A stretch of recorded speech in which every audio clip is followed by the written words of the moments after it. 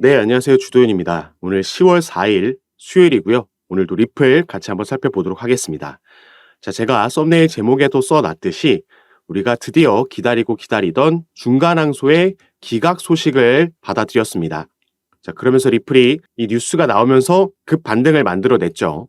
하지만 오늘 새벽부터 오전장까지 이 단기적으로 접근했던 매도 물량이 나오면서 오전까지 쭉 뺐던 모습을 확인할 수가 있는데, 당연히 이 하락세는 오래 가지 않았고 바로 끌어올린 모습 확인할 수가 있습니다.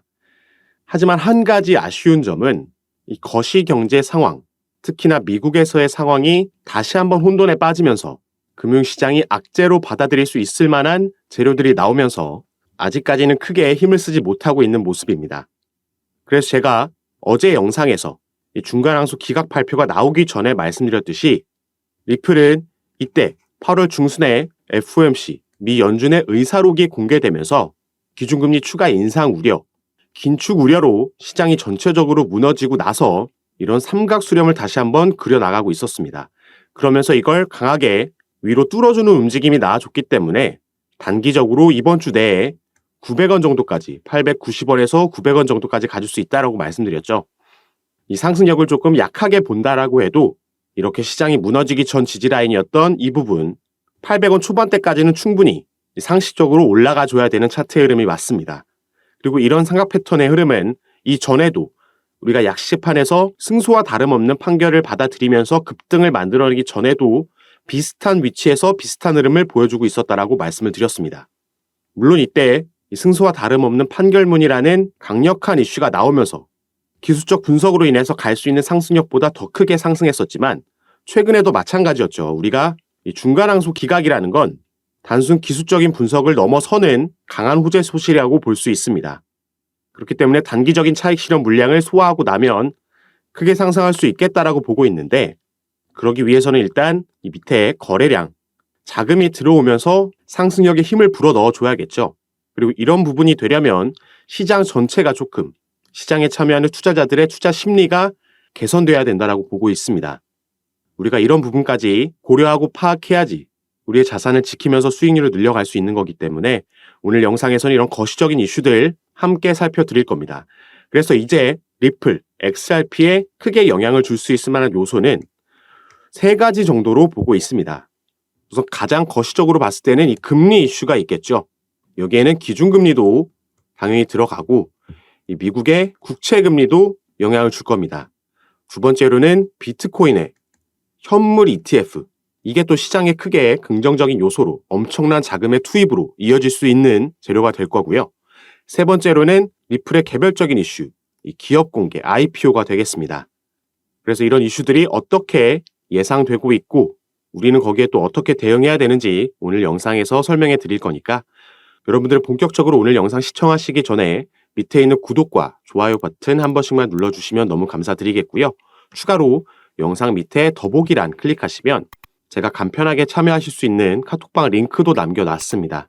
들어오시면 오늘 살펴볼 뉴스와 정보들을 포함한 더 많은 정보들 가장 빠르게 제가 공유해드리면서 여러분들이 보유하고 계신 코인들 리플뿐만 아니라 이 평균 단가와 비중 조절, 이 포트폴리오 구성 보고 제가 개별적으로 전략과 타점도 잡아드리면서 함께 투자하실 수 있는 공간이니까요.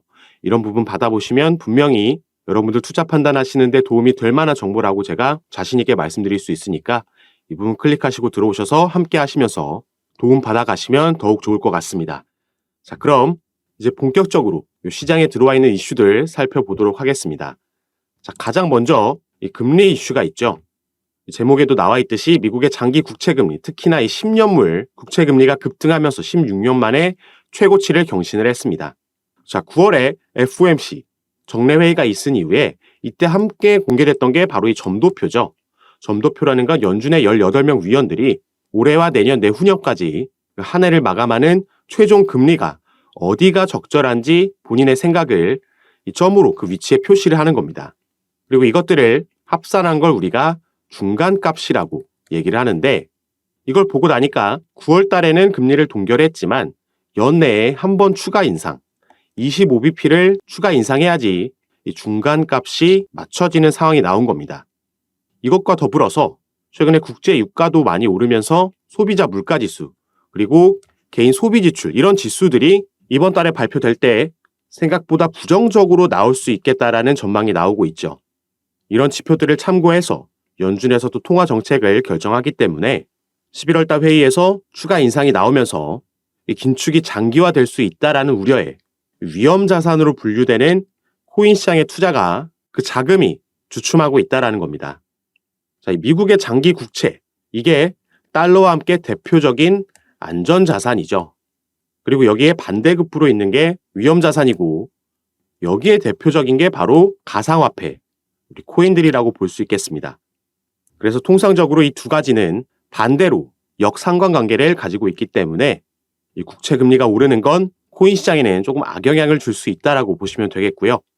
이 국채 금리에 영향을 주는 게 당연히 미 연준에서 정하는 기준금리이기 때문에 우리는 11월 달 회의, 여기서 어떤 결정이 나오는지 지금까지 시장은 또 한 번 동결할 거란 예상이 더 크게 점쳐지고 있지만 오히려 더 긍정적일 수 있는 건 25bp를 인상하고 나서 이 결정이 발표되고 나서 이어지는 파월 의장의 기자회견에서 이제 연내 추가 인상은 없으며 긴축 사이클이 종료됐다라는 이런 뉘앙스 발언이 나와준다라면은 이렇게 금리를 인상한다고 해도 9월 달과는 정반대로 이때는 동결했지만 기자회견에서 매파적인 발언이 나오면서 매파적 동결이 나왔는데 이 반대로 인상했지만 이후에 비둘기파적인 발언이 나와준다라면 시장은 가장 싫어하는 불확실성이 없어지고 이 이후에 대한 기대감으로 충분히 상승 모멘텀을 만들어낼 수 있겠다라고 보고 있습니다. 그래서 이런 시나리오도 염두에 두시면서 투자하시면 좋을 것 같고요.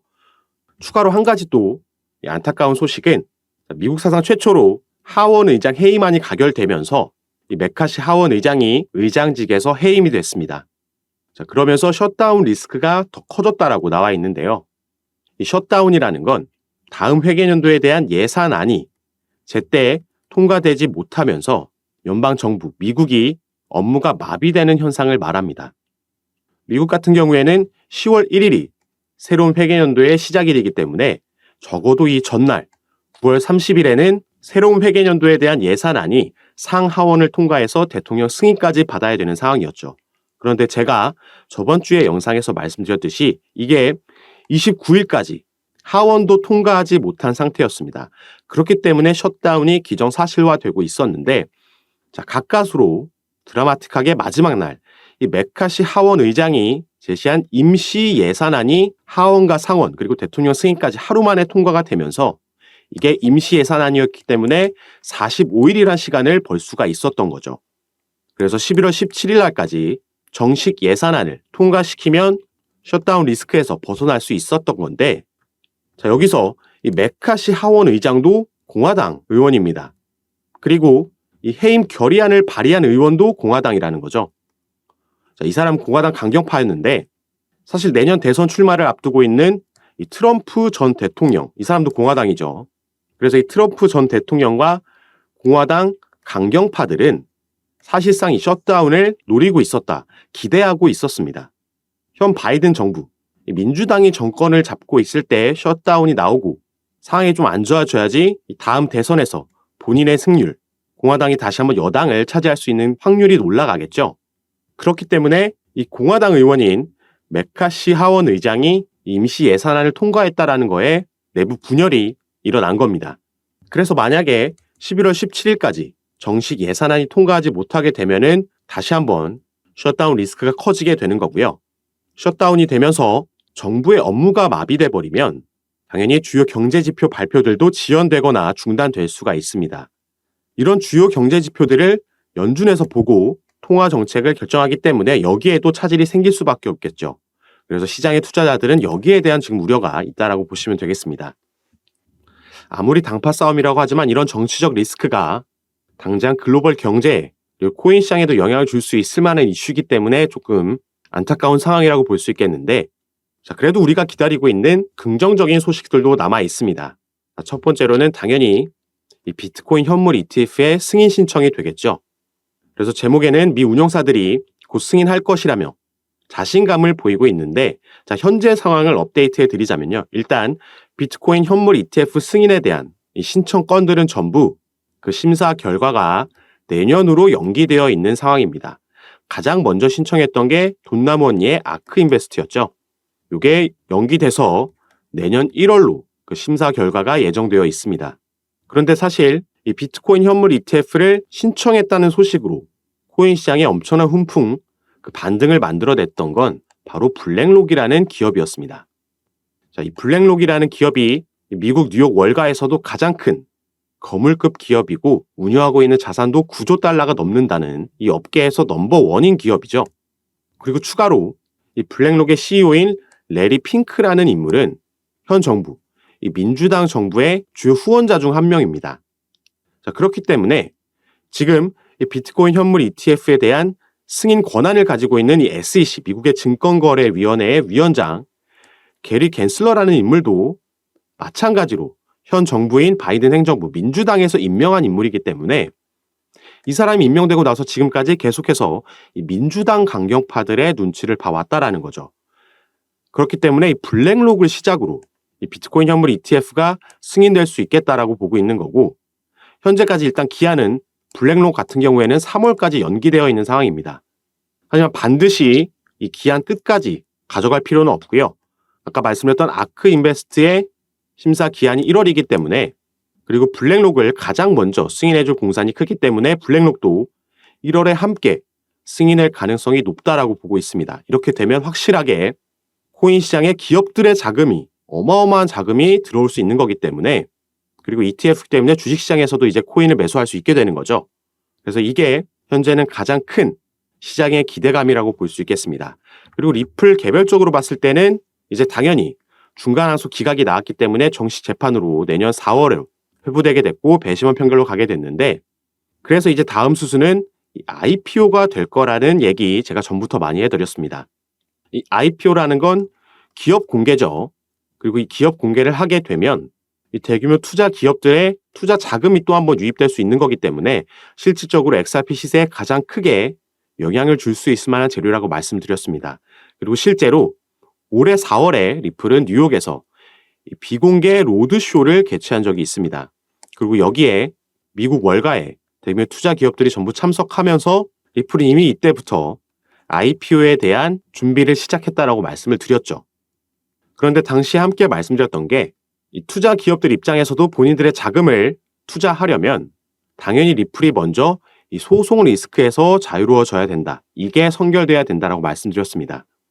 그리고 다행히 우리가 약시재판에서 승소와 다름없는 판결문을 받아들였고 중간 항소까지 이제 기각이 되면서 정식 재판으로 배심원 판결로 내년 4월에 진행이 될 거기 때문에 이 배심원 판결이라는 건 아무래도 이 배심원들이 SEC 측 사람들이 아닌 일반인 투자자 입장인 사람들이 거의 100%겠죠.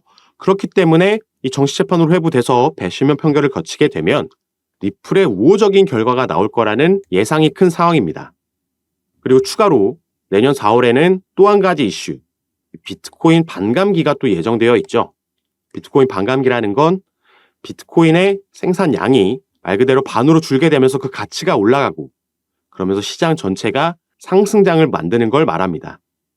이게 이 사이클이 이제 내년 4월로 예정되어 있기 때문에 오늘 살펴본 이 금리 이슈만 이전에 조금 진정이 된다라고 하면 내년에는 정말 크게 상승장이 오지 않을까 이런 기대도 개인적으로 하고 있습니다. 그렇게 된다면 우리는 그 전에 우리가 가지고 있는 코인들의 평균 단가를 낮춰놓는 작업이 필요하겠고요. 그러면서 보유 물량을 늘려놔야지 이 상승장이 찾아왔을 때 그 수익률을 최대로 끌어올릴 수가 있겠죠. 그래서 이런 부분 아까도 말씀드렸듯이 카톡방에서 제가 현재 여러분들 개별적인 상황에 맞게 포트폴리오 구성을 보고 이 비중 조절하는 전략을 통해서 이런 작업 미리 진행하실 수 있게 도와드릴 거니까 이런 부분 받아보시고 직접 판단하셔서 여러분들 투자 판단에 참고하시기 바라겠습니다. 그리고 제가 카톡방을 운영하기 시작했을 때부터 지금까지 단 한 번의 금전 요구 없이 전부 무료로 이런 부분 도와드리면서 운영하고 있는 카톡방이니까요. 이 부분 안심하시고 여러분들은 위에 보이시는 제 전화번호 010-6531-7908번 제 전화번호로 숫자 7이라고만 문자로 보내주시면 제가 이 문자를 확인하는 대로 순차적으로 연락드려서 카톡방 초대를 도와드릴 겁니다. 그리고 문자 전송이 힘드신 분들은 아까 말씀드렸던 영상 밑에 더보기란에 링크 통해서도 입장 가능하시니까 이 부분 확인하셔서 미리 저와 함께 이런 사전 작업 잘 해놓으셔서 수익률 크게 가져가실 수 있도록 함께 하시면 너무 좋을 것 같습니다. 자, 그럼 오늘 영상은 여기서 마치도록 하고요. 여러분들의 성공 투자 진심으로 기원하겠습니다. 감사합니다.